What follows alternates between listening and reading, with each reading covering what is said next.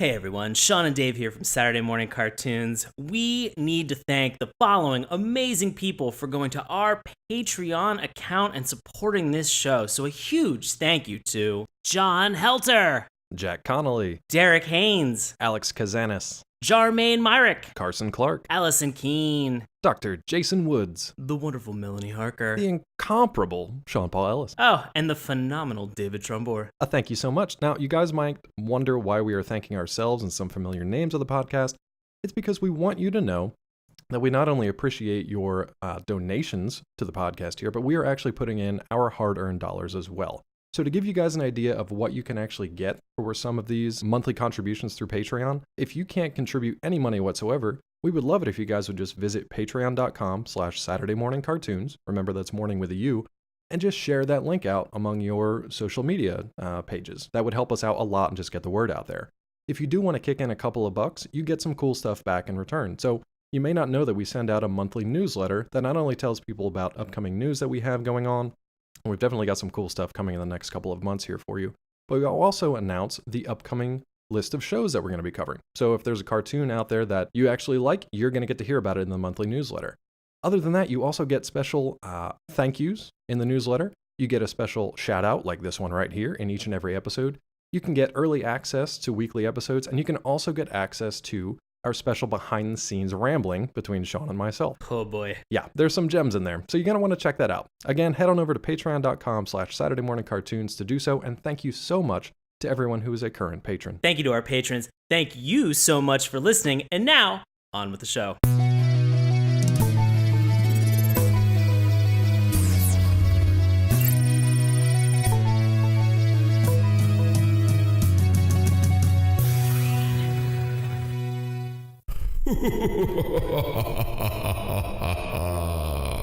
Hello, and welcome to a spooky edition of Saturday Morning Cartoons, the show that revives, resurrects, and reanimates some of the world's weirdest animated series.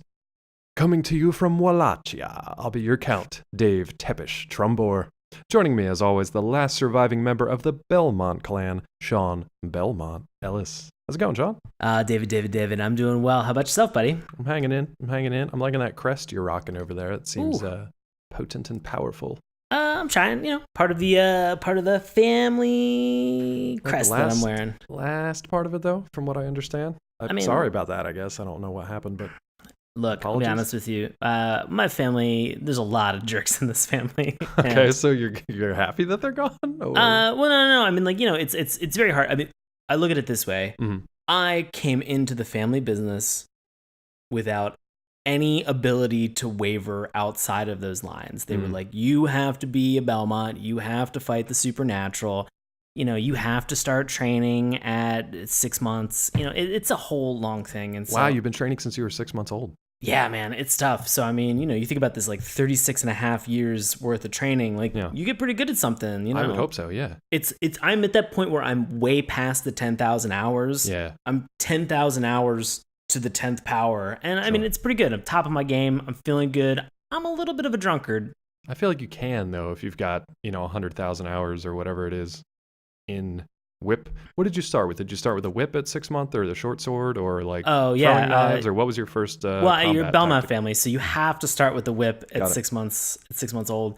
Let me ask you this: was it like a junior whip? Do you have like a smaller whip to start with, or is it like full size, 30-foot long bull whip? I kid you not. I will find the family Belmont photo album. Okay. Full size whip at 6 months. Every Belmont. Look, my dad before me, Simon Belmont. He went through this whole process too. This is something that they don't waver on. That kind of explains why you're the last surviving member of your family, I think, when you're handing out bullwhips to 6-month-olds. What's the infant mortality rate in the Belmont clan? It's like whip-related. Oh, the whip-related one? Yeah, it's just whip-related. Surprisingly enough, it's like a big goose egg 0. Oh, you guys are all good so far. Yeah.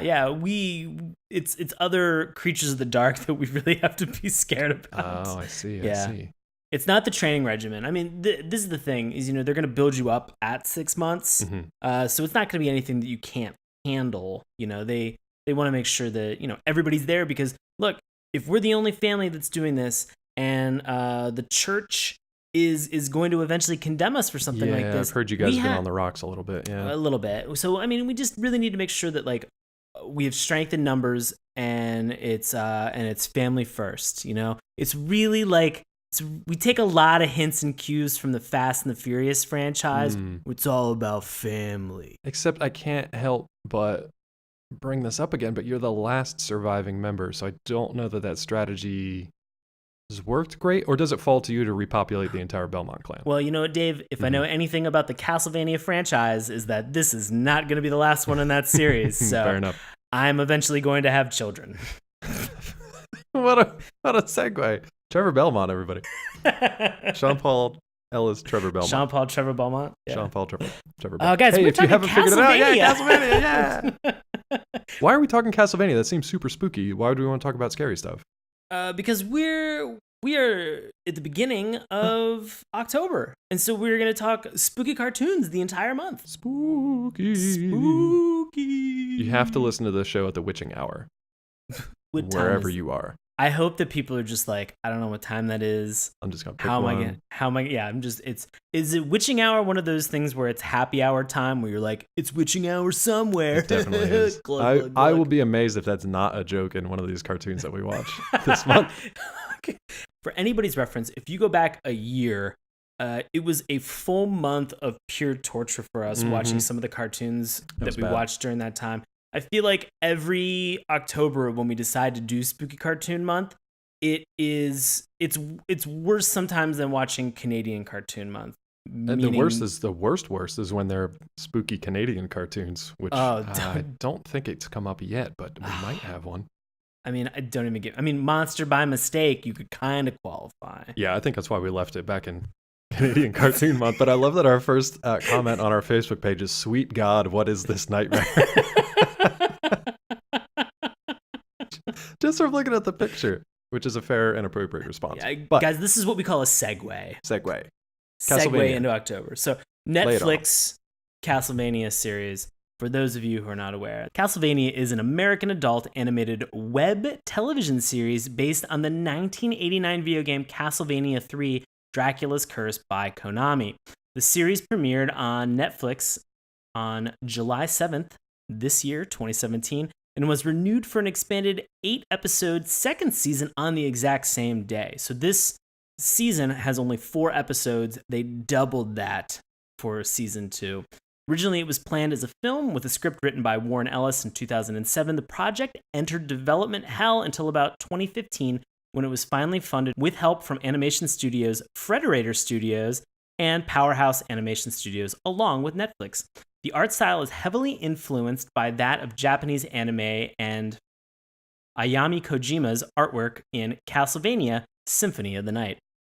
If you guys are interested in a little bit more background or interviews with the creative folks behind this show, I actually got to talk to pretty much everybody involved except Warren Ellis during the Rooster Teeth Festival RTX earlier this year. So you can head on over to collider.com/tag, it's TAG, /Castlevania, and you'll find a bunch of stories and interviews and write-ups from me giving you some more background on the show. So if you really want to dig deep, if you want an interview with Fred Siebert, with the director Sam Dietz, with producer Kevin Coldy, you can check that out and kind of see this whole path, this 10 to 12 year path from idea and from getting the rights from Konami all the way through to the Netflix show that arrived this summer.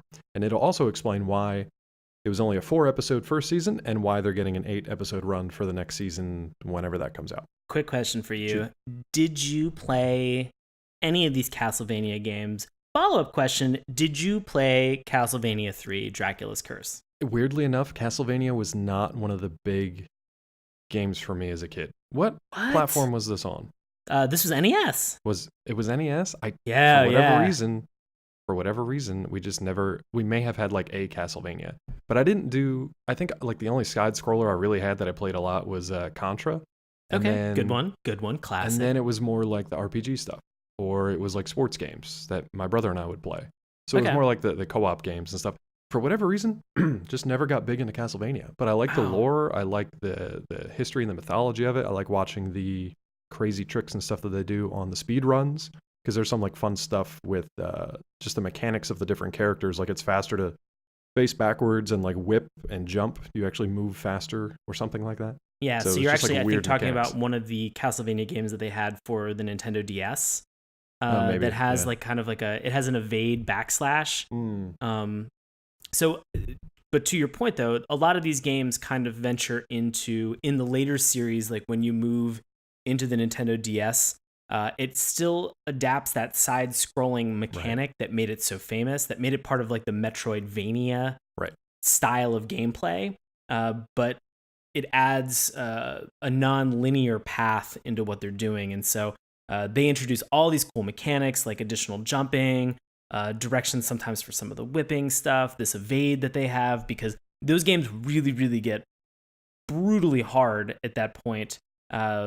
So as you could tell, I obviously played a lot of Castlevania. I was gonna say that was my follow-up question, but I didn't need to ask it. Yeah, no. I'm gonna answer it for you. I actually believe that I still own the Castlevania 3 Dracula's Curse Nintendo cartridge. I think it's upstairs in one of the 5-gallon bins that I have. That's all video games from my youth. Games. That's hilarious. So I remember this game very fondly because it was the first Castlevania game. I'll be honest with you, I don't remember the Belmont.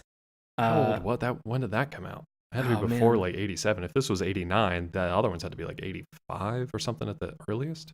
Castlevania 2 came out in 87. Okay. And the original Castlevania came out, it looks like, in 86. So it went... Okay, so that's... They didn't really have... Or so, yeah. They really did not have much feedback in terms of the amount of time for this game. They were like, you know what? 86, we'll release Castlevania next year. Castlevania 2. Yeah. So I remember Castlevania 2 very fondly because the game was hard as shit. And there were like a whole bunch of like random things that you had to do in certain locations with specific items in order to be able to actually get to Dracula. And you had like all these objectives and stuff you had to do in like a certain order or whatever, right? It was very open ended though, in a sense where there were so many things that you could go do. I highly recommend checking out if you can see somebody do a playthrough for Castlevania 2 Simon's Quest. But that was Simon Belmont, and Simon Belmont is also in the original Castlevania 2. So the first two of the series, all Simon Belmont. Right.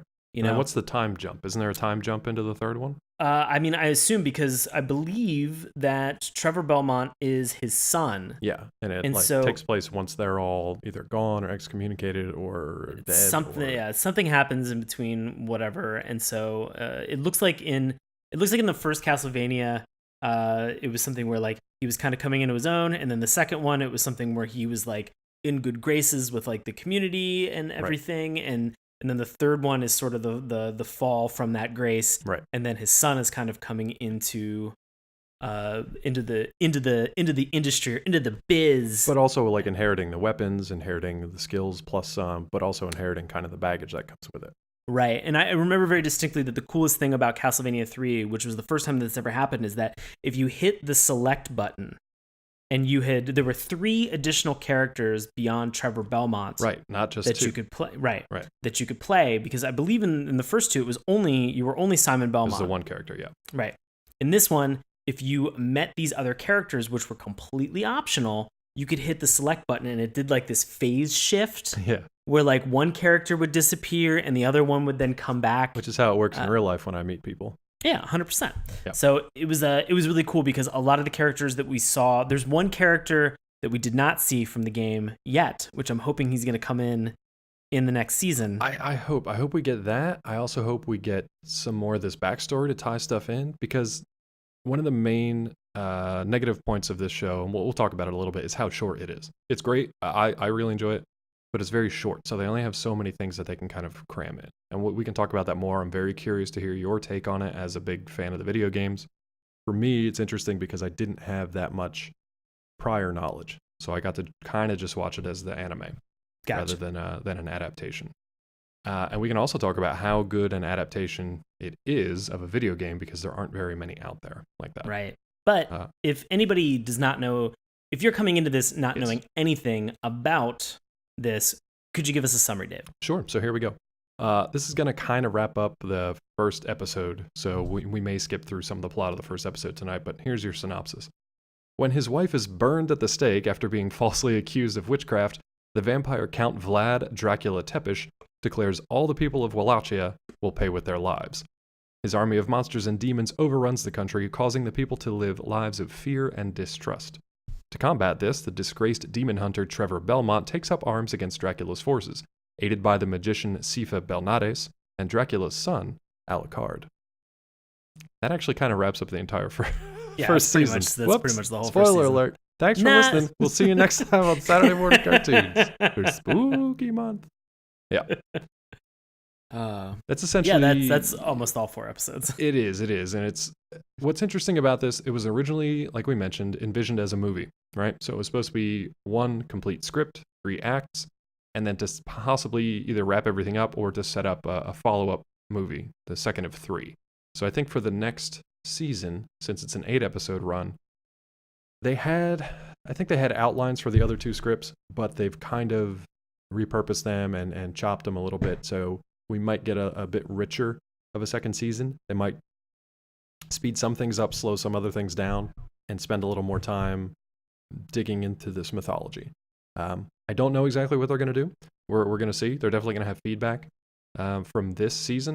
They've got plenty of time to put together the next one, but I know they're working on it as we speak. So we should hear something obviously within the year, but probably within the next 6 months or so. Cool. Yeah. All right, let's jump into this one here. So you want to start with the theme song, which is interesting for a Netflix show.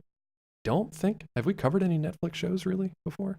Because we haven't done Troll Hunters.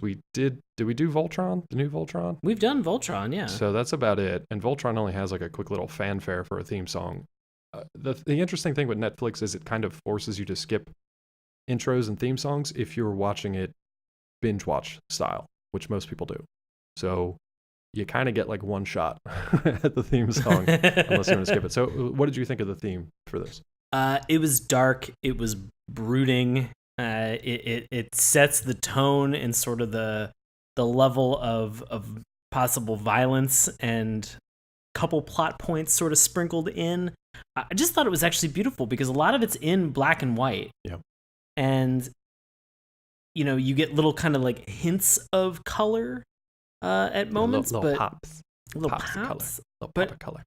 I think I knew what to expect from the show. It sort of tells a little bit of the tale that we've kind of recapped in terms of setting this up for the synopsis with Dracula's wife. Yeah. And then I think there were a couple names that sort of popped in as this is going. Obviously, Warren Ellis. If nobody's familiar with Warren Ellis, you should be. Fantastic writer. He's done a lot of work, especially, I believe, in comic books, right? Yeah, mostly in comics. Yeah. And so, you see his name pop up a bunch. You see Adi Shankar pop up. And I think that we've talked about his adaptation that he did for Judge Dredd.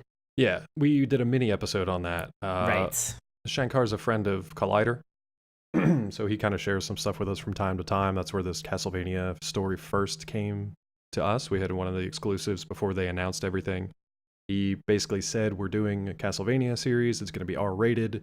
It's going to be the best fucking thing you've ever seen. Like, direct quote. And with him, he's definitely kind of like a hype man. So he does hype up his stuff. This one definitely lived up to the hype. His other stuff is good. It's just not as broad of an appeal. Because, it was like a super violent, super satirical Judge Dredd. He also did one where he produced kind of like a dark Power Rangers live action short. I loved that because it had James Van Der Beek in it. Yeah, and I like his stuff. It's kind of niche. It's super dark. It's aggressive. He plays up to that style.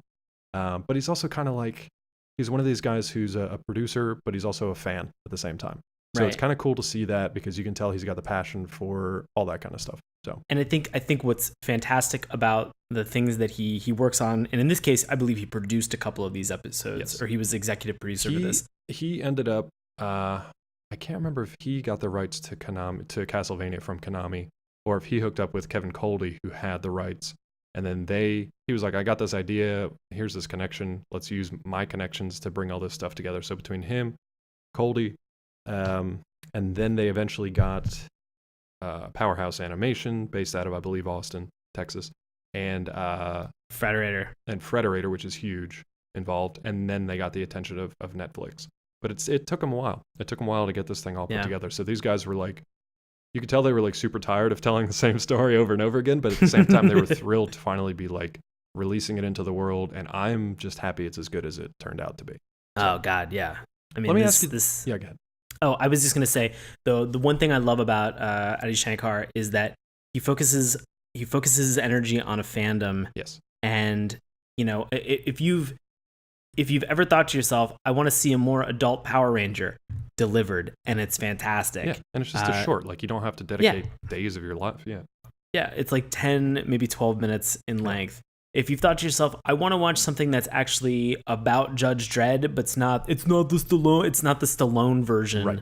Of what you're watching, or it's not the Carl Urban version. Like it's actually what's in the comic book, which Exactly. if you've never read it, it's fucking insane. It's very Like, different from the live action. So different than what It's you called would expect. Super Fiend. If you want to look it up, Judge Dredd Super Fiend. It's an animated short. You can find it. Yeah. And it's like an acid trip of a romp through Judge Dredd's universe. Yeah, it's a lot of fun. And then to follow up with this, like it's you. And again, like I know that you're saying that, and you said a couple minutes ago that this has a little bit of a broader appeal. And I think maybe in terms of video games, people understand the name Castlevania. If you don't, I don't know what to tell you. I mean, this is a game that a lot of people grew up on, and so this was a One favorite of the big of mine. franchises out there. Yeah. Right, this is a favorite Even of mine as a me kid. who I like never played it, but I was like aware of it. And if somebody said it, I would hear the theme music, or I'd just be like, oh, I know it's a very gothic kind of like centered around Dracula and these vampire hunters and stuff. Like I knew about it, I just never put hands on it, you know? Right. It's just to say to somebody like, I'm going to create this and I'm going to do it off of Castlevania 3, Dracula's Curse. Relatable. The second I saw that, I was like, oh my God, I remember that game. And so for me, like you said, it's amazing that this delivers on the promise that he made of just being fucking unbelievable. And believe me, like when you hear that, you hear like we're going to go in the kind of the middle, towards the beginning, but the middle of this franchise and adapt this thing. Your very first question should be like, well, who are you including? And then why are you starting here? And those were the questions I asked him. He was real cagey at the time because he couldn't say much. It wasn't even announced by Netflix yet, so he had to be careful. But I don't know if they'll go back to the earlier generations. I don't know if they're just going to go forward or just kind of, I think they're going to stick where they are for now and watch this arc kind of play out. Okay. And then if there's more after that, we might see more on either side of it. But yeah, that's pretty much all I know. But the question I wanted to ask you, this theme song, when you hear it, do you think Castlevania? Like, did you think Castlevania video game? Or is it its own thing? I don't know that I did think Castlevania. And that's the challenge, is that, you know, I'm so used to thinking of Castlevania music in terms of the 8-bit soundtrack that accompanied a very pixelated game. Right. It's really difficult to build up that kind of like power that this thing gets, but yeah. And so anything else to me, I'll say this, anything else to me, I'm willing to at least give it a chance. Yeah. Because of the framing and the mechanic that I have from my youth of playing those games. I want it to be something that delivers. I want it to be something different. Like, you know, you play a lot of these games and your first exposure to it was that little tiny booklet that you got that told you how to play the game. On the ride home. You read it on the ride home from the store. You read it, and then you throw it away somewhere because you're just like, guess what? There's a B and an A button. I'm going to figure it out. I Don't worry about pristinely it. tucked it back into its little case. Yeah, right? Yeah. So you would have that, and that would have the most amount of exposition for the game that you would really probably read. I love that, you know? because it's like they didn't have the memory or the ability to stuff it in a game. There's clearly no voice acting. So Yeah. I love that though, because it was literally the thing you did on the ride home, either from the rental or from the game store, from like Right. the mall. Let's be honest, at this point it was like a department store buy. It wasn't a GameStop or whatever. It was like you went to like Sears and you went to the electronics department. Like a Boscov's. Yeah. You go to Boscov's, you go to Clover, and you go to the electronics department and play the one like CCTV they have set up. Oh, jeez. Kids today, with your But yeah. Amazons and your drone deliveries, you bastards, and your But, online games and your clouds. You get that 2 paragraphs, and whether you read it or not, like these games drop you down where you're walking forward. You're always walking to the right. You gotta, gotta walk right. You know what I love though about those pamphlets, and then when you start the game, What? I loved reading all the stuff. I would read it cover to cover, even if it was like who produced it, what the companies were, what the date of the copyright was, like all that shit. I just read everything. even the page where it was like, make notes here, and it's just like flip through it, make sure there's nothing hidden. I love the cover art and the art that was sometimes within the pages itself, because invariably it gave you an idea of what the characters were supposed to look like. And then when you fire up the game and they're just like these little pixel blobs, you're like, I guess that's the same thing. Those look like boobs. I guess that's her. I love that though, because today like everything's like photorealistic and it's amazing.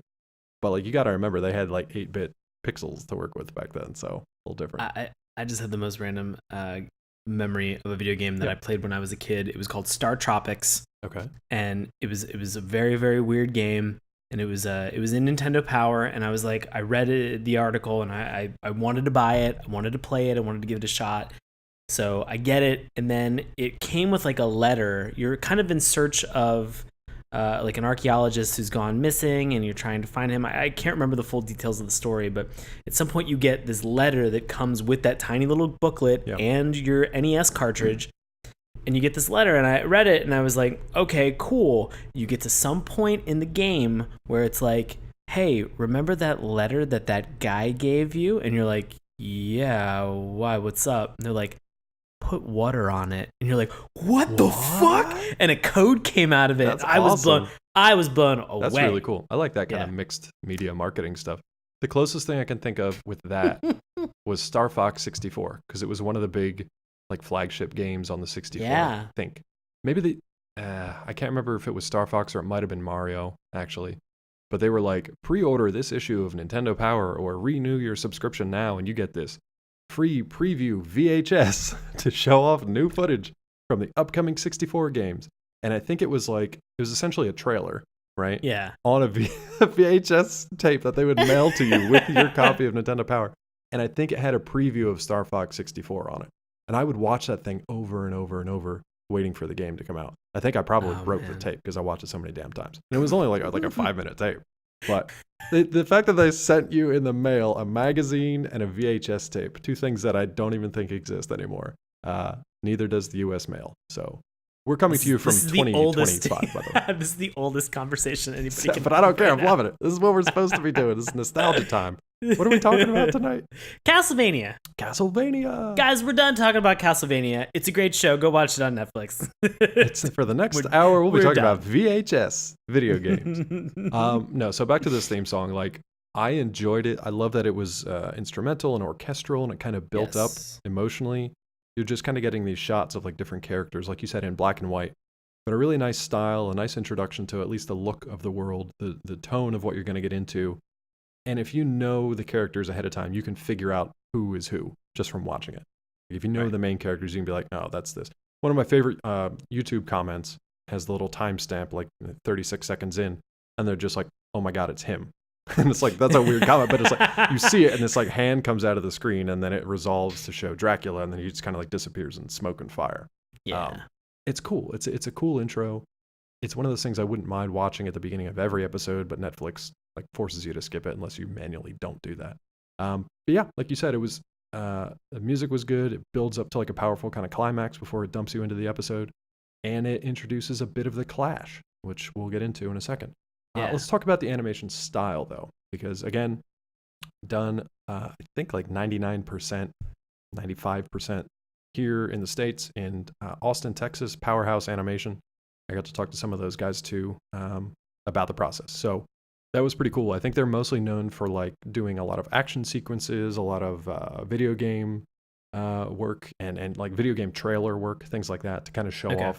They're known for action. They're known for their dynamic moving camera fight sequences with a lot of like kinetic action back and forth. And that's why they got these guys to do the full show. But I think this is their first full series that they've actually animated too. So what did you think of their animation? I really enjoyed it. Cool. I know that they said that it kind of takes a little bit from Symphony of the Night. Yeah, the design style. Yeah. Right. So Castlevania kind of has this sort of when it moved over, because it was originally Nintendo, and then at some point it moved to PlayStation. That's as why well. I was confused, because I couldn't remember when the Switch came and what I had at the time. Yeah. I think the Switch came because Symphony of the Night was one of the I think was the first game to actually make that transition. Oh, okay. or maybe it was Rondo of Blood. I don't remember. Is that 4? There's literally so many Castlevania lot. games. There are tons and tons of Castlevania games. But this came out in 1997. Oh, wow. Okay. And so that was around the time that I feel like with that series of moving over and having that transition, they kind of went from those like live action adventure NES title box cover art design Like to almost suddenly, like RPG kind of looking, like right, fantasy style. Yeah. to something that was in PlayStation that had a little bit more of sort of an anime style. Oh, okay. And if you've ever read, or if you've Like the Final Fantasy version, kind of. exactly, Oh, it's okay. sort of that Final Fantasy kind of esque artwork and design that's behind this. I really enjoyed that stuff. I grew up on it, and so I love watching it. The thing that was nice about this is that where Final Fantasy tends to be very light, this really fills in a lot of space with darkness and doubles down on it to an extreme that is wonderful. In fact, this animation style almost reminded me of a cartoon that we've talked about earlier this year, which was Berserk, and sort of the dark, brooding violence that's in that show. Early but Berserk, the early, not God, CG, Jesus. awful recent. Oh God, This yeah, thing does 100%. have CG elements to it, but it's usually for like moving pieces of like the structures around them. So like think about being in like a giant clock tower or something. Essentially like all the gears that are moving, all the scaffolding and things like that kind of appears in sort of a CG look. It's a little not glaring. It does stand out from the traditional animation, but it's so sparingly used that it's fine. It's enough to stand it apart from the background. Yeah. And I want to say very quickly that clock tower that they add in there was part of a level that was in some of the game. That's all in the castle, right? Which is like, I want to talk about it when we get to the characters because it's almost a character in and of itself. But like all of that machinery and everything is in the castle. Everything else around it is very much like a medieval 16th, 17th century kind of setting, maybe earlier. Once we get to Dracula's castle, that's where all kind of like the magic meets science technology is kept in there. We'll talk about that in the plot. Right. But it is a part of the animation, yeah. I was just so excited to actually see those gears moving. I was like, that's a level. That's a level. See, that's why I'm excited to talk to you about the highlights of the plot itself, because I don't know what is a level and what's not. Like I could pick stuff out. Like there's moments where like Trevor has to like hop across these, like it's like a platformer. He has to hop across these things that are like in like a swampy area or like a sewage filled area, and he has to hop from like a casket to a cross to like a fallen piece of rock. And I'm like, that's cool because it's like platforming. But the other specific stuff I don't really know too much about unless it's the mythology side. Yeah. Right. Anything else from the animation for you? No. Anything on your end? Yeah, I got a bunch. So I like the style. It's super clean. It's really easy to distinguish one character from the next. There's no kind of like getting confused at which hero is which or who the villains are or who this guy was that showed up 2 episodes ago and I can't remember who he is. Like everybody's very distinct. They've either got a deformity or they've got something that happens to them that they carry over to the next episode, or they've got a piece of flair, or they've got a style or a voice. The voice acting is fantastic in this. There's the details are like really, or the backgrounds are really richly detailed. There's a lot of really deep dark reds and dark blues that they use in contrast the whole time, which gives it kind of this weird, at times like abstract and kind of trippy feel to it. It's gruesome. The animation of this is super gory, super bloody. It's definitely R-rated. One thing I really liked is how many sort of like points of light they use, because it's a fairly dark for the most part, unless they're in like a tavern or daylight or whatever. They use a lot of cool points of light. So it's either like the eyes of people will be very bright. The eyes of the demons will sometimes glow a variety of different colors, usually red or blue. The flames are very much like points of light, sources of light, which is kind of interesting. You don't usually see that. Even the ice walls. The ice walls, the windows. I mean, they're actual like points of light in an animated thing. It's not just there. You know, that's pretty rare to actually see that as a light source. The action sequences in this thing are fantastic. They're some of my favorite things to watch. Just like I said, how kinetic and how dynamic they are, and just creative. It's like watching a Jet Li or a Jackie Chan action sequence or a Donnie Yen. It's like they've got this fluidity of movement, and one thing stacks upon the next, and everything kind of connects in a really cool way that you have to stay glued to the scene to watch what's going on. The only thing that kind of bugged me is sometimes their mouth movements don't sync up with the voice. It was the only thing that bugged me a little bit, that it was like, you guys have all this other stuff going on, and that's like one of the, I know it's tough, but it's like, it's kind of one of the basic things. That bugged me a little bit, but for the most part, I really enjoyed it. I love the design. Animation was great. All right, well, let's get into some of these characters. Characters. Who you want to start with? Man, let's. We've been talking about Trevor Belmont. You want to start with Trevor? I really don't know how much more there is to say. Well, I mean, family of monster hunters. Yeah, but what sticks out about his character? Like, what separates him other than he's got a bunch of like interesting character traits to him that kind of develop a little bit as you go. You only get 4 episodes. Well, technically, you only get 3 with him, but right. What kind of develops as he goes?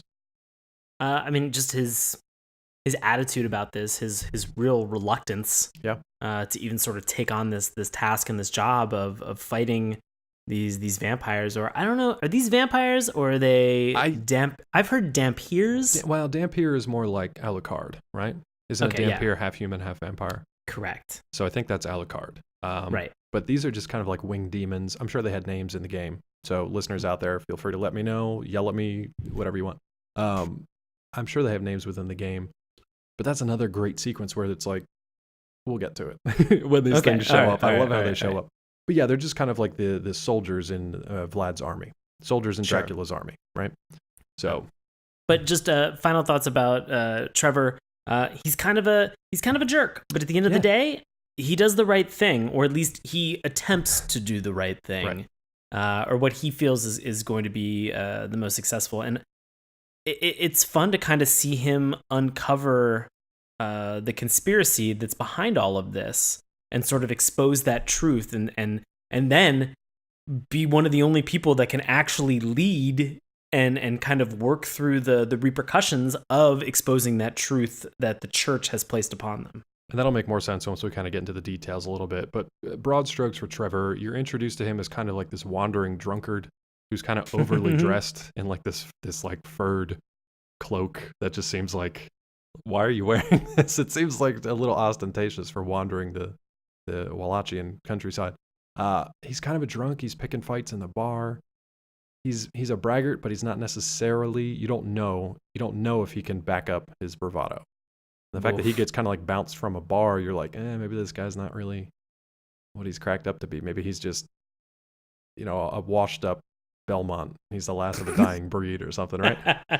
But then they peel that back a little bit, and you see that he's world weary, but he's also like well traveled. So he knows he can walk into a situation, size it up, and just be like, here's everything that's wrong with this, and here's how it's going to play out. And you can either listen to me or not, but I'm telling you the way it's going to go down. That's insight. That's insight that you gain from when you begin training at 6 months old. Yeah, that's the only way you can do it. Kudos to him. That's part of the whip training. You know when shit's about to go wrong. The whip training as a baby. Not baby whip training, full-on whip training as a baby. Yeah, it's a baby, full-on whip training. Yep. I feel like whip training sounds like, I don't know, it's going to be our new single, our new SMC single coming out, dropping hot later this year, whip training. Woo! With Look baby for it Belmont. on Dat Piff. God. And then he goes from that to, so he's very learned. He knows kind of he knows the nature of people. He knows when they're going to turn on each other. He knows the people who are going to end up the victims, the people who are going to end up the perpetrators of evil things. He just picks up on it. He's the Jason Bourne of Wakanda. Of Wakanda. Wakanda. I'm just going to say Wallachia. Well, now I don't know if it's Wallachia or Wallachia because I've said both and now I'm very confused. Oh, is that what you're upset about this? Yeah. But so and then one final thing that I like about him, and it'll play into like the kind of broader conflict, is he's a skeptic. Yeah. And that's an interesting trait to have for your protagonist, where essentially like you're in this world of vampires and monsters and blood raining from the sky and magic and science. And then he's just like, I don't believe any of these stories. Even though he literally has a family book that tells him all the monsters that exist in the world. He's totally fine with that. But if there's a legend or a mythology, he's like, it's either a trap, it's a lie like cooked up by somebody, or it's just a vestige of an old story that has parts of the truth, but it's not the entire truth, and you're wasting your time following it. So I like that he's a skeptic. Fourth option, yeah, it's an actual real monster. or it's an actual thing that or exists. it's an actual real monster. But then he doesn't even like to admit that, which I kind of like. He's very like skeptic, but to the point of doesn't want to admit that he's wrong, and I kind of like that. And that comes into play in like the final little mini conflict that we see. But anyway, that's enough about Trevor. Who else is on your list? We've mentioned Alucard, Dampier, half Like vampire, half vampire, but stronger than both. Ooh, not really. Like the tone of voice that this came off. That was from Underworld, one of my favorite. Yeah, oh God, that's right. Because that's where that creepy guy says it, and then Bill Nighy says abomination. I love it. So Alucard, we're introduced to him actually earlier than you might think. Oh, really? Yeah, he's in the first episode. Is he? Oh, is the baby? No, he's whip trading. No, he's the dude that comes in to try to stop Vlad from carrying out his vengeance on the Walachicha people, and then he gets sliced for his attempts. And you come to find out exactly what happens with that towards the end of this 4-episode arc, right? And so that's good. So there's a lot of mystery. We can get into more of this in the actual episode. The only thing I'll say is, go ahead. Solid fucking character. He's cool, man. His design is super cool. Oh, I mean, he's got a sword that is taller than he is. It's like Sephiroth's. Exactly. Masamune or whatever it's called. Yeah. And he reminded me of that character. He reminded me of Sephiroth so much. He's just like a weeb's dream, right? So he's got like this long golden hair. He's got like golden eyes. He decides he's ripped enough. He doesn't need to wear a shirt. So he's just going to wear like super tight pants, float up out of his casket. The dude is very charismatic. He's very confident. He's strong. He's very strong. He's got cool abilities. Let me ask you this. From the games, when you got to play Alucard, yeah, do you remember his abilities? Could he do that weird phase thing where he just like moves? He could turn into a bat. That I remembered. For a short period of time. Did he have a fireball or something? Or yeah, he had he had 3 fireballs that kind of like extended out. Like one went down, one went up, and one went tri-directional forward. Okay. Yeah. So it was like spread, but for vampire fireballs. Yeah. Did he have like a what's like a sprint or anything like that? Because in this, there's a sequence where we get to see him kind of shift and almost like teleport. He just moves so fast that he like shifts. Not on an NES, man. Well, you had a jump, you had a fire, and then I think if you pressed both A and B at the same time, I think that's what turned him into a bat for a short period of time. Interesting. Yeah, I think we'll see more once they actually get on their adventure. But okay, cool. Yeah. So Alucard, who's up next? We have Sifa. You want to talk Sifa? Okay. Yeah, we have Sifa. She's a speaker, which is lore that they do not really introduce into the video game at any point in time. They're just like, hey, you found a woman who does magic. And you're like, cool. Except in the game, it sort of looks like she's wearing like a giant hat and like a bunch of robes. She's like Orko. From He-Man? Yeah. It's she's got a bunch of stuff. And I remember in the game that it was something where like she had ice powers, but she could get these spell books as a character, and she could get fire spells as well. So she had like default ice powers. Yeah, I think so. Which is funny because they bring that up in this show. Essentially, they're like battling against something, and he's like, "I need you to build walls and like funnel these people in." She's like, "Does ice work?" And he's like, "Well, better than fire." I just like that little like. It was a nice little. It was a nice little like. Oh, that's comforting. Kind of. You guys played these games. Cool. Thanks, guys. Yeah. But yeah, the speakers are essentially like wandering. They're like monks, right? So they are committed to healing and helping. So they will stay wherever they are needed, even in the face of danger or death, and they will stay until people are taken care of, essentially. But they're at the same time, this group is looking for an answer to a legend, and Sifa is the one who goes off in search of it. So that's how she ends up crossing paths with Trevor. True. How does she get down into that point where she's going to... We'll get to that. Well, no, I was going to say there's somebody who kind of directs her, who's another character. We've got the Elder, who's sort of the leader of the speakers, who kind of pushes her down there. It's her grandfather, by the way. We've got the Bishop. Bishop is fantastic. Matt Frewer does an amazing job with this. God. So he's the guy who... This is the I think the final character, other than Dracula, and Lisa, because those are the first two we're kind of introduced. Well, yeah, I was gonna say Lisa is the final character because Lisa Tepps is who is condemned by the bishop, which is the impetus for this entire series. So I actually love the way they're introduced because Lisa, this thing opens up where you're essentially walking down this like path that's just like stakes in the ground on every side of you, and then just like full on skeletons just draped on these stakes. You're just like, you are in this thing from the get go. But then it shows this like beautiful blonde woman in sort of like, she's smartly dressed, just kind of like walking around, and what was it, like a bat or something that attacks her, and she just straight stabs it with a dagger or something? Yeah. She's like, I'm not fucking around. I got this. Fearless woman. Yeah, she's amazing. We're beginning to kind of talk about some of these episodes. You wanna jump in? Because I feel like we can't really give Lisa Tepps the amount of time that she deserves without actually talking about the beginning of this show, which is the whole first episode. The whole first episode. So we'll get into that. The only things I want to say with the characters are the sort of nightmares and demons that are flying around. Oh God, one of them is really cool, even though it's not really talked about that much. There's essentially a bunch of these things are just soldiers, foot soldiers, who are really brutal, but they're essentially just like fodder. Then there's one demon that kind of shows up who actually speaks and has interactions. We'll talk about him in a second, but I wish I had a little bit more meat on that because I don't know exactly what that creature is. The other thing I want to mention that's not really a character, but it's a really interesting part of this whole thing, is the castle itself. So it's this sort of fortress. It looks like it shouldn't be able to stand under its, like to stay together under its own weight because like pieces of it are missing, but it's engineered in such a way that you have to see it to understand, but it's like, it doesn't look like it's built like a solid thing. It looks like this thing will fall apart at any second. But at the same time, it's packed full of machinery. It moves. It can actually teleport. It's an amazing little bit of CG animation that they introduced into the show that I think was really cool. And it's a neat additional setting that's also almost like a living character within the show itself. So I thought that was neat. Yeah. Speaking of the show itself, so okay, episode 1. This is Witch Bottle, I think. I think so. I think it's called Witch Bottle.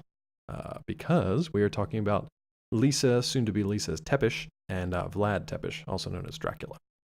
What's up with these two? I feel like anytime there's like a fair maiden who wanders into Dracula's castle, she's just going to get drunk. And I don't mean in the alcohol sense. I mean like by Dracula drinking her blood. And then that's the last we'll see of her, right? Or she's going to be some like roving undead type creature.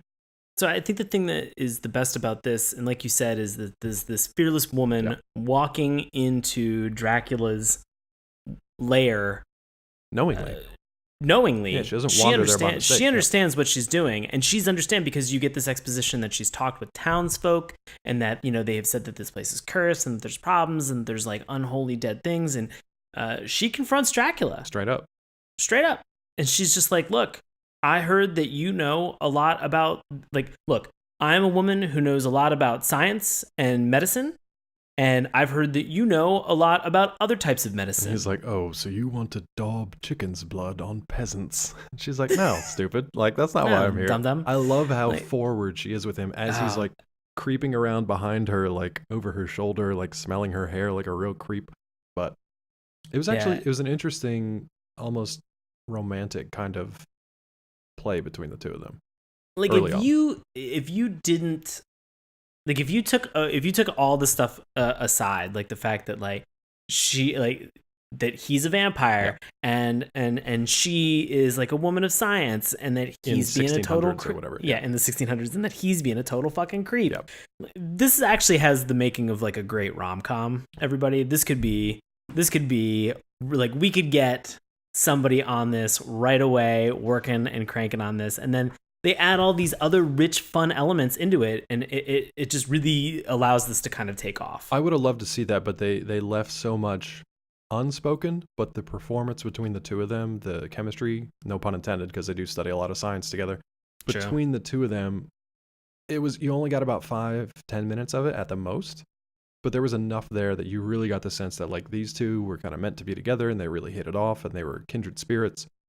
And then everything just kind of flips like that. Right. And how do we get that? How are we introduced to the flip?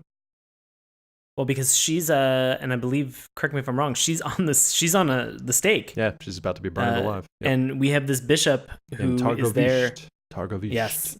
And Targovish is saying that, she is condemned of witchcraft, and that for conspiring with a vampire and knowingly doing all this stuff, that she clearly has to be a witch, and that this is something that For the that good she's of the going to pay people. for. Yep.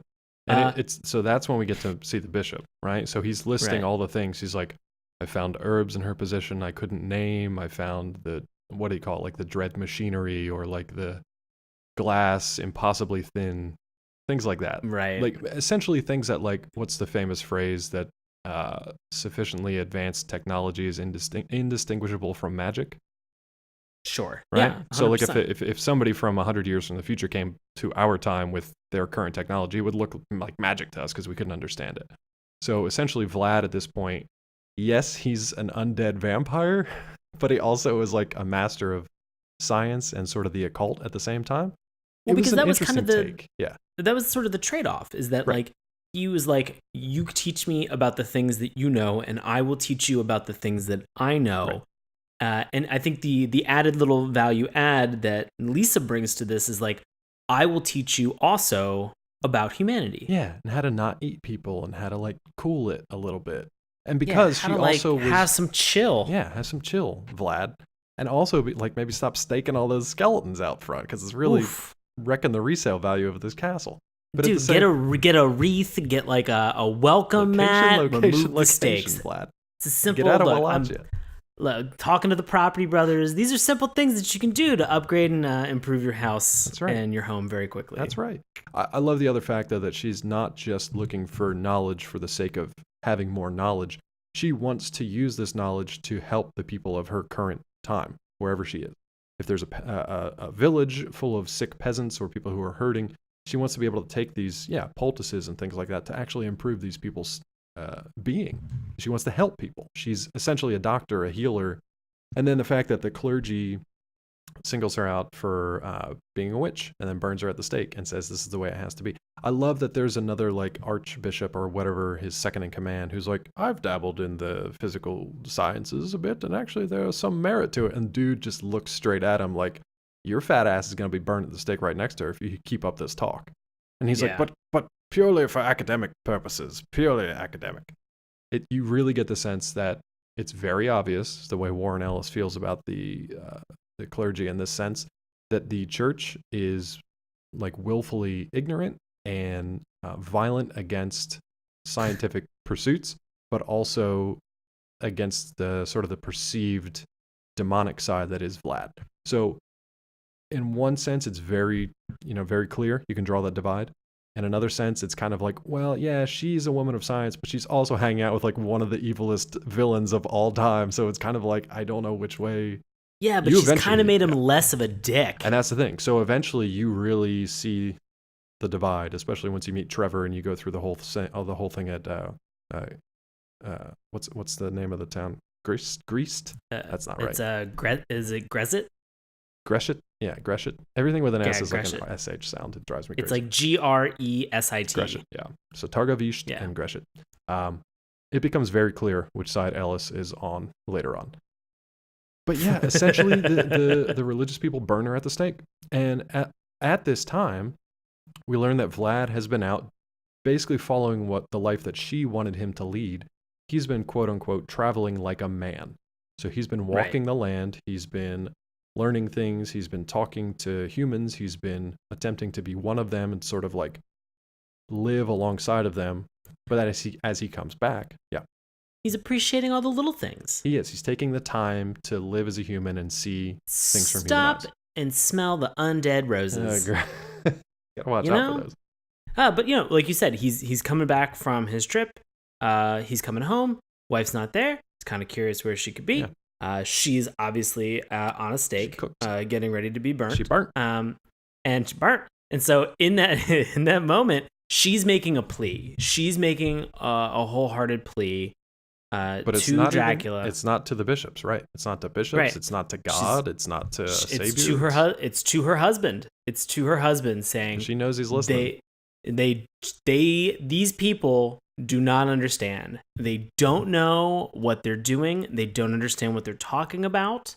These are people who are scared and, like you said, are ignorant of these additional pursuits that we've had. Do not take it out on them. Vlad, forgive them. They know not what they do. Exactly. And so If that sounds vaguely familiar to you, you may want to revisit the New Testament, because that's how that Bible worked. goes.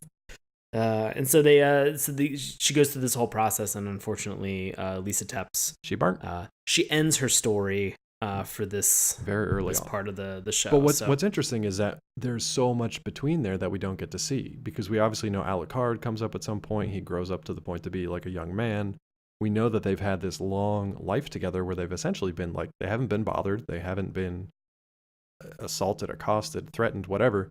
Right. But clearly the clergy has risen to power in this area and has decided to take what they see as an abomination or whatever, and to remove that as a power play, or as doing the thing that they deem necessary and appropriate, I guess, for them. So, however, when Vlad learns this, he learns it from an old villager, right?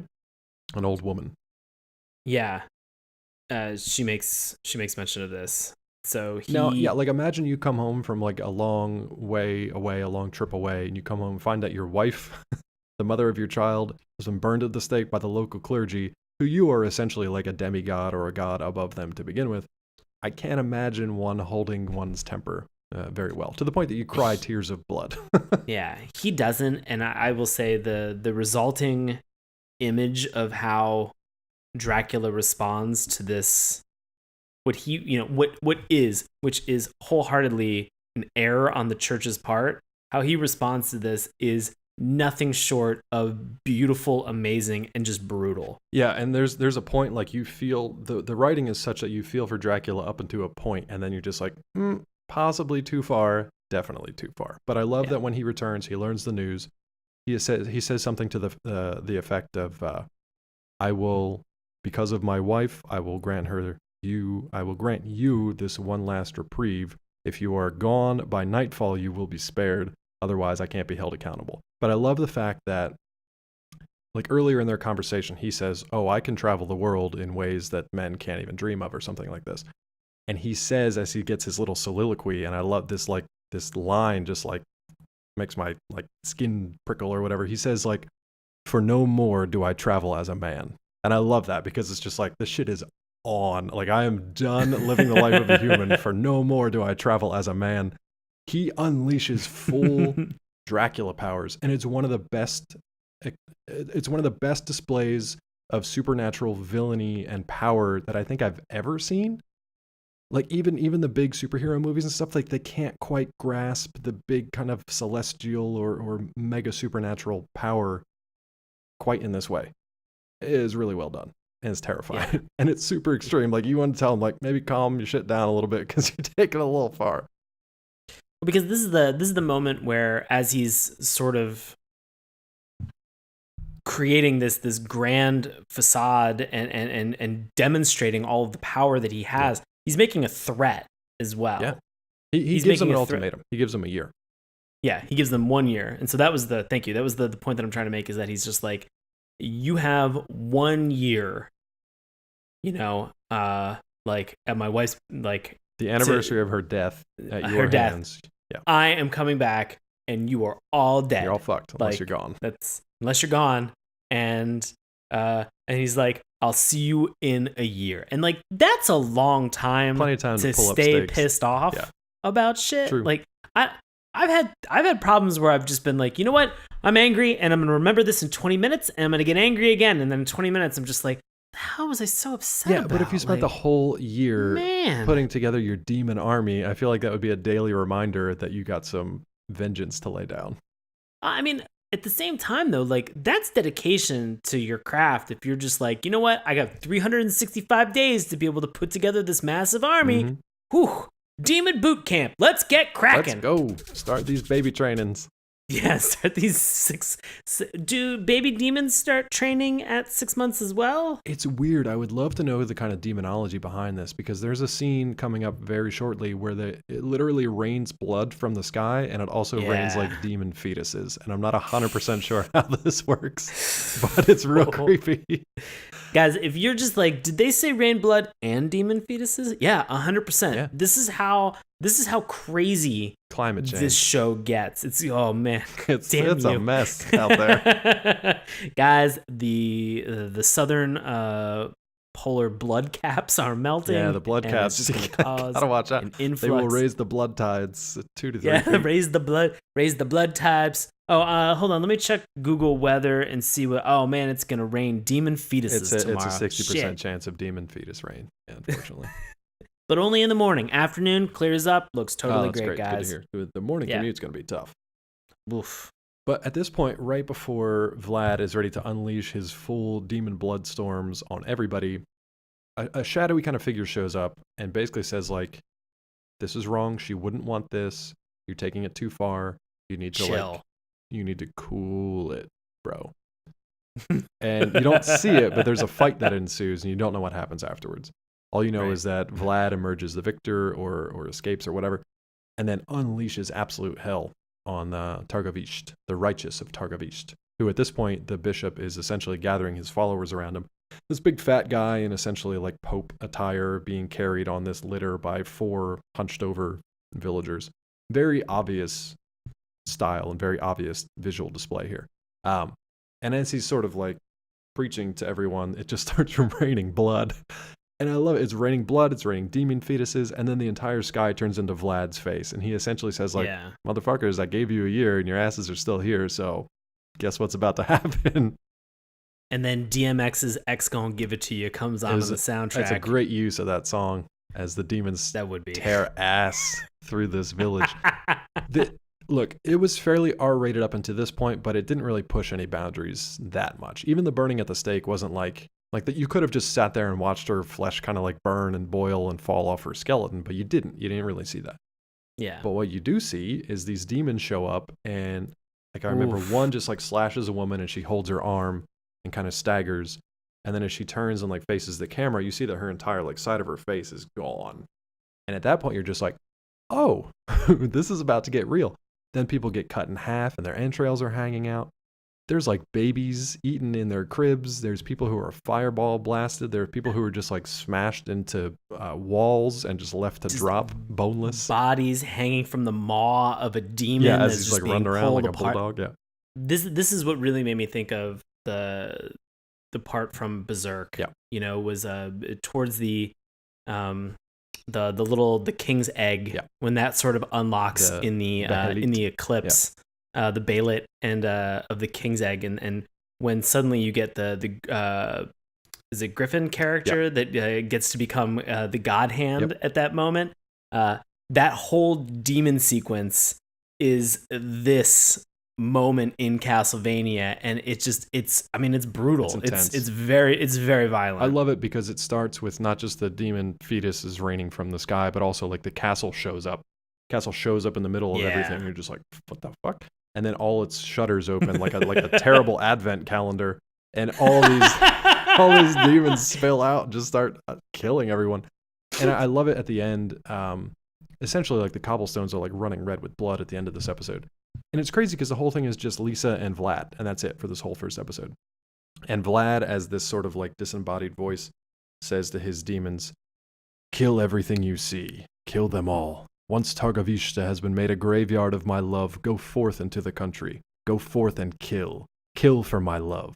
Kill for the only true love I ever knew. Kill for the endless lifetime of hate before me. And that's how this fucker ends. It's like, oh, okay. Like, you see that like the one thing that was taken from him has now set essentially like this war that is going to carry forth into the rest of the country. And that sets up the next 3 episodes and then the seasons beyond that too. So we're getting a little short on time. So for the other 3 episodes, what are kind of the highlights from you? Because we meet Trevor, we see his adventures, and then we eventually end up with the 3 kind of heroes who unite to attempt to take down Vlad and prevent his kind of reign of terror. But what are the highlights for you? Okay, you want my BuzzFeed listicle on this? Yeah, because you've played the game, so I want to know what stands out to you and what you got. Cool. So we have a drunken bar fight that ends up with Trevor kind of being exposed for his lineage and who he is. Him actually going to the town and making a vow that he's going to help one of the The speakers, And this is in sort Gresham now, so it's sort of like the war has expanded beyond Targovishta and now has gone to Gresham, and they're like sort of under siege from these nightly demon attacks. Yeah. So we get Trevor making a vow that he's going to help the elder of the speakers in terms of being able to find this accolade that's gone down into this sort of catacomb area that's below the city. She's searching for a legend known as the Sleeping Soldier, which is essentially like a slumbering hero who can save the world from Vlad, essentially. So we get then Trevor going down and dropping multiple layers into. They do that a lot in this series. That's the only thing that I was just like, why is everything like a hollow beneath the surface of the earth? The moment where he falls to the first floor and he goes, landed on my feet. Like it reflexes like a cat. Yeah. Reflexes like a cat. And then he falls through another set of stuff. So you get video game level there. You get him having this great fight with this Cyclops. And you also get a little bit of mythology along the way. So you learn a little bit more about his family. He basically says, like, we were the only ones who could fight the evil of Vlad, but then the church decided they wanted to fight the heathens instead, so they excommunicated us. And then eventually, like, things got rocky, so he's the last one. Yeah. So talk about the Cyclops a little bit, because that was a fun scene, and it's an interesting kind of meet cute for two characters. Yeah. So when Trevor shows up, Sifa is actually, she's frozen in stone. And so this Cyclops that they have that's down there sort of shoots this Medusa laser from its eye that turns everything into stone. And so you get this moment where it's Trevor, you've seen him in a fist fight up to this point. You really haven't seen sort of the old Belmont razzmatazz, right. So to say. And so suddenly this is that moment where you realize everything that Dave's been talking about these like fast-paced kinetic fights that are breathtaking to watch. And there are those moments where I think towards the end of this battle, he kicks a dagger with his foot and it goes right. So he not only he uses his whip and his dagger at the same time. So he like throws the dagger, it hits the Cyclops kind of like where the heart should be. And he says to him, he's like, "You're dead. Don't you know that yet?" And it like turns to him and like just blasts him again and like stones part of his cape. He has a great line where he says, "Stone-eyed Cyclops, right out of the family bestiary, and God shits in my dinner once again." This is like commenting on it as he's fighting. It was a great line. But I think that was actually probably my favorite part, is that he's got so many. Richard Armitage, who does the voice for Trevor Belmont, there are so many little aside off the cuff comments that he makes where it's just him in the middle of the battle. And he's like, this fucking thing, like for him, it's like every day it's the same old shit as he's doing these crazy maneuvers. So okay. Yeah, to your point, he like throws the dagger into the Cyclops. It doesn't go down because he doesn't hit like a vital point. So he uses his whip to grab the handle of it, pull it out of the Cyclops towards him, and then does like this flying like crescent kick or whatever in the air, kicks it by its hilt, and then it drives it back into the Cyclops' eye. That's what eventually kills it. It's just a fun sequence to watch. It's insane, but it's fun to watch. I mean, the thing that's so enjoyable about this is that it's so fast-paced. Yeah. It's so enjoyable. Like, I mean, it's probably only like maybe a minute to 90 seconds in length. Yeah. But what happens with a lot of these scenes, and this is my biggest complaint about this whole series, is that these battle sequences are so fucking great that I just want to keep watching them. I know. There's a lot of just kind of like slow talking character stuff in between. Yeah. But and I get why they had to do that, but at the same time, like, we've mentioned about this. There's literally very little to no context and sort of ground to build this show from the video game itself. And so this show is creating that scaffolding and then beginning to give you all that backstory, everything that's happening in here. And so, it takes a little bit of time.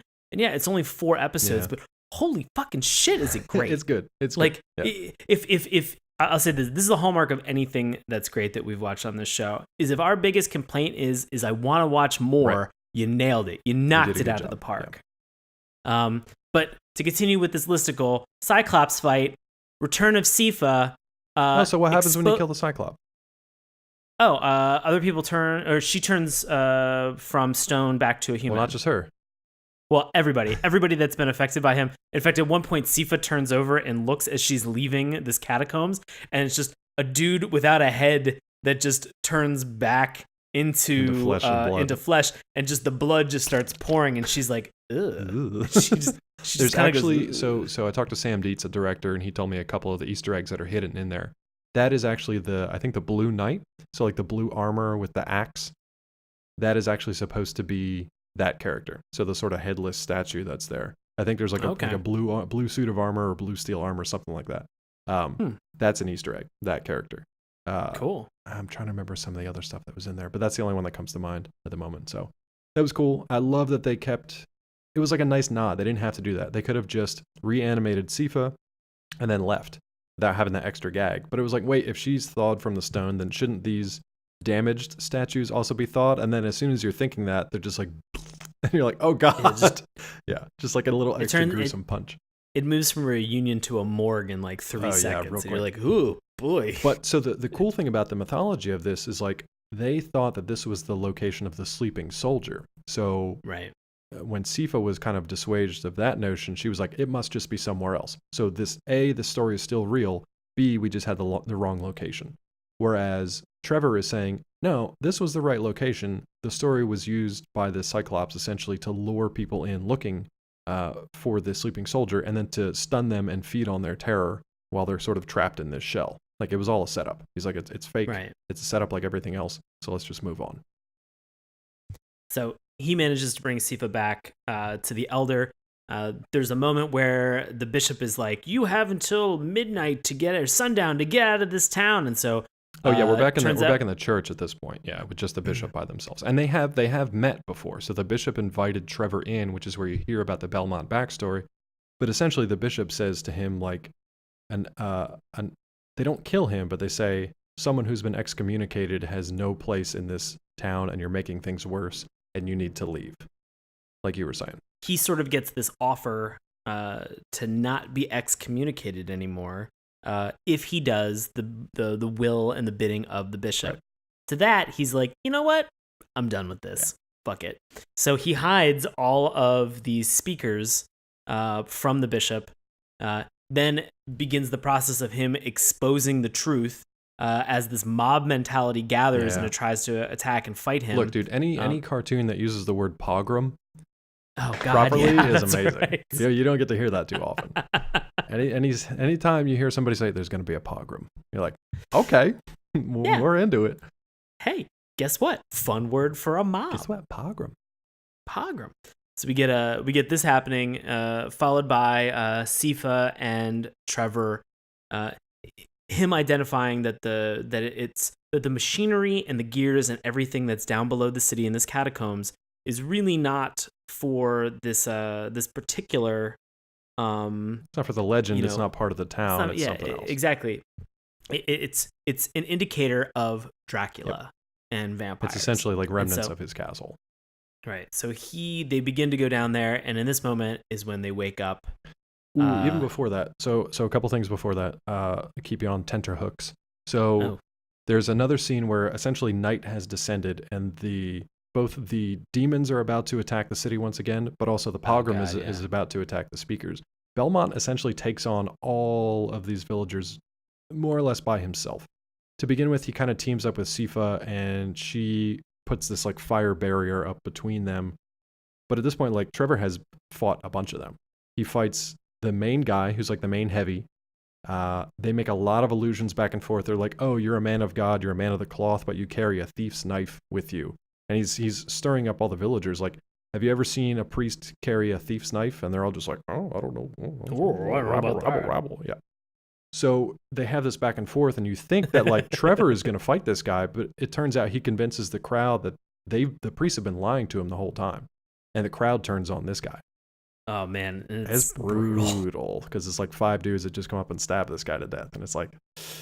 But Trevor has some awesome fights throughout, which we're not going to go through, but definitely go back and watch that because he has some excellent sort of Aladdin level of parkour and like weapons expertise that he gets to use throughout. Especially, I think my favorite sequence was in that hallway, like the alleyway fight, where he uses a guy as a human shield for the archers, and then uses the spear that like somebody else had to take out the archer. Anyway, it's an amazing back and forth fight.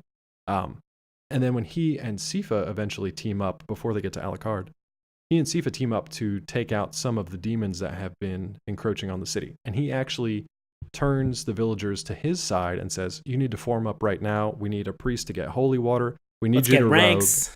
Let's get into the rank, get the pikes. We need you to rub salt on your blades. Like clean your swords. Yeah. Anybody with a clean sword who's got one. Well, and then he salts them too. So he salts the blade and he's like, look, I know how to fight these guys. If you want to stand a chance, we have to rally together. So they do that. That was pretty cool to see as a heroic moment. Yeah. I love the moment when he grabs the priest and he's like, you know what to do with water once you get it, right? Like, what do you do? He's like, for the aspersion. I'm like, oh, I don't know what that means, but I'm guessing holy water. Cool. And then, but the crazy thing is you don't get to see most of that because, like Sean mentioned, Trevor and Sifa kind of descend into the castle to find Alucard. One real quick thing, and then I'll turn it back over to you. We get to see the bishop in his church as night descends and the demons start to encroach. And this sort of uber demon comes in with the blue eyes and the blue fangs, and he's speaking to the bishop. The bishop's like, this is God's house. You are not able to enter here. And the demon says, God is not here. This is an empty box. And I love that line. But then the demon essentially like sucks the soul or does something to the bishop that you see off camera. You just see all the blood draining onto the floor. But the bishop's like done at this point. But you get the sense that the only reason, we don't know. We get the sense that the only reason that the demon is there is because of the actions of the clergy. Because he says, we would not be here without you. He's like, we love you. We would not be here without you. He says, God does not love us, so God does not love all creatures equally. But we love you because we wouldn't be here without you, which I thought was interesting. Yeah. All right, back to Sifa and Trevor. Take it away. God, this is pretty much the last thing. Is we get Alucard suddenly rising out of his coffin. Yeah, they like trigger a trap like a Skyrim press plate, and then the fucking casket pops open like a haunted house. And so this is the moment where we get this floating pretty boy without a shirt and a big scar on his chest. That's how I wake up in the morning. I don't know what you're talking about. But. Every day. My long flowing blonde hair just cascading down, and I whip it. Whip it good. To and fro. I Devo. I went Devo. You went Smith. What's her name? Oh, Willow Smith. I like that I went Devo, you went Willow Smith. That's a span of like 30 years. But no, we get this moment where suddenly we have an incredible battle between the two of them. And you might be wondering why they're battling, because Trevor knows he's looking for a vampire. He knows he's looking for Vlad. No one's ever seen him. Like, nobody knows what he looks like. It's been a minute since we've seen him. So he's this guy's a vampire. I got to take him out. Yeah, and at this point, Trevor doesn't care. Again, we've talked about how skeptical he is with everything that's going on, and this is a big thing that plays into this, is him trying to allow Sifa to see the truth about exactly who this quote-unquote hero is that's underneath in these catacombs. She thinks he's the sleeping soldier. Right. And so he's just like, no, that's bullshit. This is a vampire. And I love this moment where suddenly you get Alucard. He's just like, do you really think you can take me? Do you really think that you're able? And then you just see him get knocked the fuck back, and he's just like, whoa, all right. It's all right, it's on. He's like, I've been sleeping. Time to clock in. I've been asleep crack for these a while. knuckles. Yeah. But I like it because at the same time, they've all got their own perspective at this point, even though they're all kind of caught up in this fight. Sifa thinks he's the sleeping soldier, so she's trying to chill Trevor out, but she's also not doing anything to stop it. She's staying out of the way. Trevor is like, this is a vampire, gotta kill it. That's it. That's like what I'm supposed to do, so here we go. Alucard just woke up, sees these two, and knows, you don't know until the end, but he knows that he has to recruit these two, or is going to at least test them to see if they can come with him to stop his father, essentially. You don't get to know that until the very last second, but he's got this gamesmanship where he's kind of like testing them, and they need to have a full-on life or death fight to see how good each of these two are. Right. Turns out, guess what? They're both superior at what they're doing. Equally matched, which is really cool. And it's a great fight to watch. Right. And this whole thing culminates at the very end where Alucard he's in striking distance. Like, he is ready to kill. And in this moment you just get Trevor. And I love this about just how brash he is, like how reluctant he is for this hero's role. Because Alucard says, like, do you have a god that you'd like to say your last words to? Yeah, and he's like, nope, don't. He says, but my only prayer is that your guts don't ruin my cloak or something like that. Yeah, and then the camera kind of pans down, and he's got like a dagger, like a little kunai. He's got like a wooden. Whatever. He's got a. Was that or was it an actual wooden snake or a wooden snake? It's definitely a wooden snake. Most vampires can only be stopped by being snaked. Guys, the whole thing that they have for the vampires, you can only get them if you got a wooden snake. You gotta hire a plumber with a wooden snake. Gotta snake that drain. Snakes. Snake that vampire. That's why vampires are so tough to kill. You gotta get them to stand still long enough to snake their drain. David, problem is with the toilet, it's blocked up because of a vampire. You got a vampire in your drain. I got a wooden I've never snake seen a out case in the this van. bad. I'm gonna take care of it. Don't worry, I got a wooden snake in the car. Take care of it. My only hope is that it doesn't mess up these fine overalls that I got going on with this wooden snake and this vampire toilet. I like that it's like down south Mario, the plumber. Yeah, I don't know. His overalls. I like everything about this. But it was cool. It was a great way to end this, to show that both of these warriors are kind of equally matched, and they're both up to the task. And they both haven't shown their all yet, but it's pretty close. So that was cool. Because at that point, Alucard kind of has that like little wry smile, and he's just kind of like, okay, cool, you can come with me to kill my dad. And they're basically just like, wait, what? What are we doing? Yeah. Did this just turn into a cross-country buddy film? Did we just become best friends? Yeah, exactly. Yeah. But I mean, that's really kind of what it becomes, is you've got these enemies that are suddenly just immediately newfound friends. And you find out that it's something where there's possibly some type of a legend. Yeah, there's some sort of destiny kind of thing tied up where it has to be like the son of like a Dampier, a Belmont, and a witch or whatever. Yeah. I will say I had two lines from this fight that I really liked, other than that last one.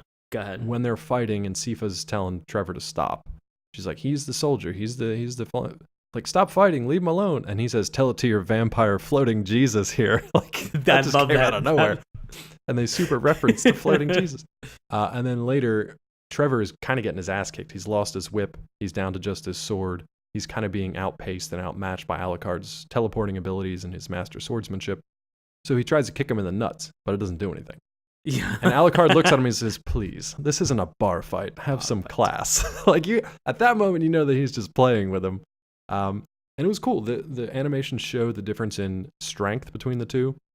Trevor's obviously strong, but Alucard is supernaturally strong. So like, he can just use one hand with the sword to push down against Trevor's two hands. They did a really good job with the fight to show that they're evenly matched. But unfortunately, that's kind of where everything ends. It ends with these three teaming up, and we don't know what's happening on the surface world above. We don't know what's going on elsewhere in Wallachia. So we got to wait. Any final thoughts there, bud, for this one? We've enjoyed this. Yeah. But guess what? Other people have a difference of opinions. And so for our love it or hate it tonight, we're going to go back over and we're going to throw this to friend of the show, Bobby Anthem. Bobby Anthem, give us the love it and hate it. This week's Love It was submitted by Titus X 25907 from Canada on July 7th, 2017. And it's entitled Ignore the Few Bad Reviews. 10 out of 10. The Castlevania anime on Netflix was fantastic. As a huge fan of the series, this was truly what it needed. I wanted it to be much longer though. At least 13 episodes or so. You can tell Konami took no part in the creation of this because it actually had love for what the series was. On top of that, it follows my favorite Belmont, Trevor. While of course it had no Vania-esque music like the games, it did not need it. It felt in every way like a faithful Castlevania anime. Ignore the low ratings on here. Their opinions are utter garbage and are awful reasons for their scoring. I eagerly await the next season, and so should you. And your hate it is entitled Anti-Christian Propaganda and given a rating of 1 out of 10. Submitted by John Doe Mofo from the United States on July 7th, 2017. This review may contain spoilers. Growing up playing the Castlevania video games, I thought I'd give this show a try. Big mistake. This has nothing whatsoever to do with the video game. Right from the start, this cartoon portrays Christians as anti-science murderers and vampires as the good guys. What was truly horrendous and forever changed my opinion about Netflix was during the scene where they burned the doctor. She quoted virtually line by line what Jesus said on the cross, but it was to the vampire she prayed those words. Don't waste your time on this filth. Always a treasure. Always a treasure.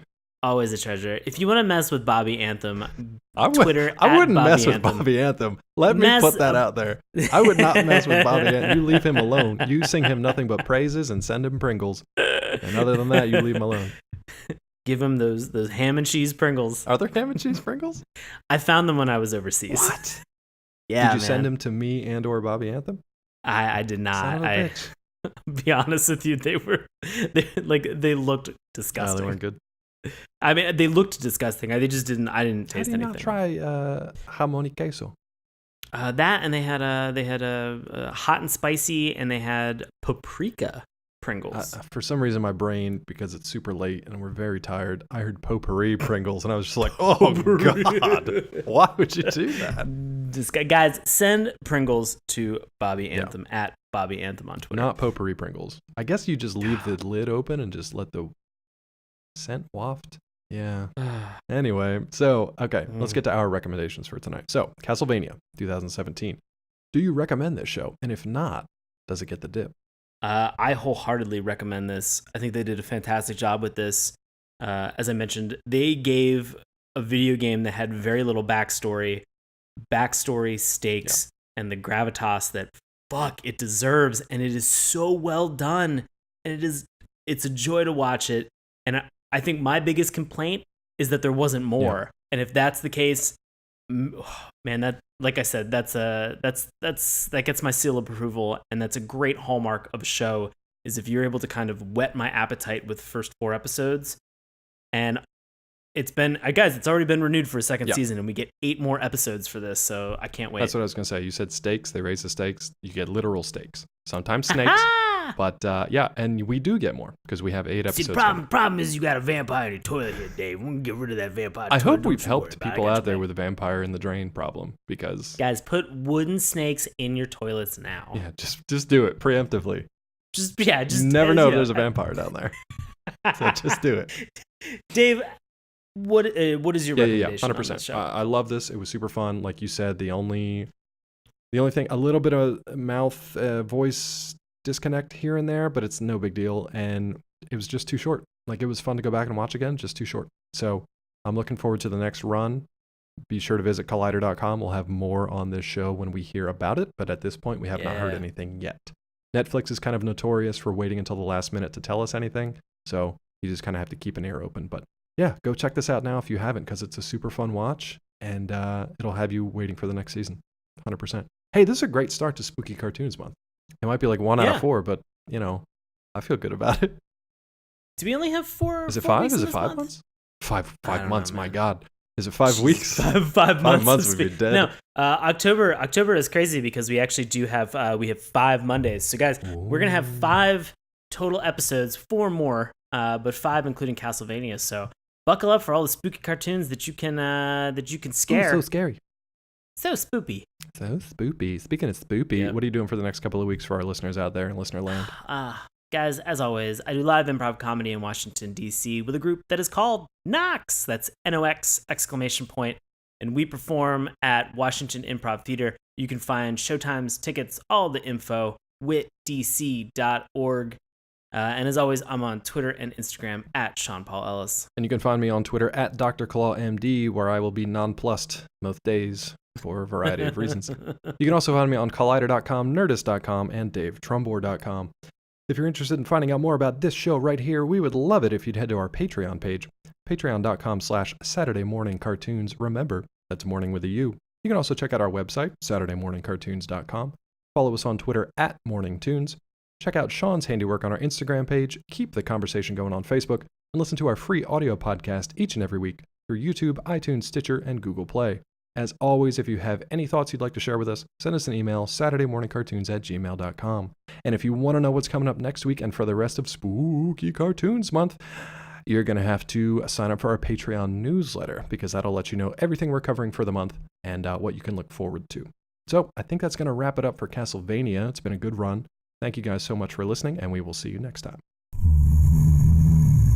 Hey, everybody. Thanks a lot for listening to Saturday Morning Cartoons. Now, if you'll excuse me, I have to transform and roll out.